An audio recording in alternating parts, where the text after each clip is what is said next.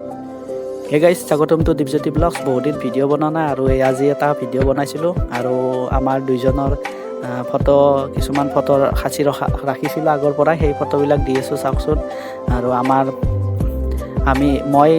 মই এই লাগাল পোৱা 2019-ৰ দুৰ্গা পূজাৰ টাইমত লাগাল পাইছিলোঁ। তেতিয়াৰ পৰা আমাৰ আজিকালি 7 বছৰ হ'ল আৰু ফটোবিলাক ৰাখি থৈ দিছিলোঁ, সেইবিলাক ফটোৱে দি দিলোঁ। চাওকচোন কেনেকুৱা হৈছে, কমেণ্টত জনাব বাৰু। আৰু ফাইনেলি আমাৰ 6 ফেব্ৰুৱাৰী 2026 তাৰিখে আমাৰ বিয়া গ'ল। বিয়া আৰু সিদিনাখনে ইহঁতৰ দেউতাক আহিছিল, তাৰে উঠা ফটো দিছোঁ লগাই। আৰু এইটো হ'ল দেউতাক তেওঁৰ, আৰু আমাৰ 7 বছৰ হৈ গ'ল।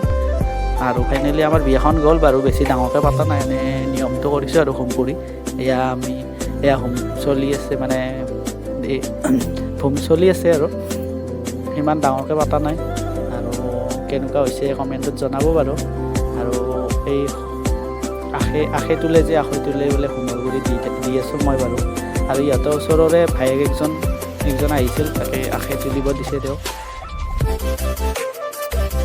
আৰু এনেকৈ বিয়া কমপ্লিট হ'ল।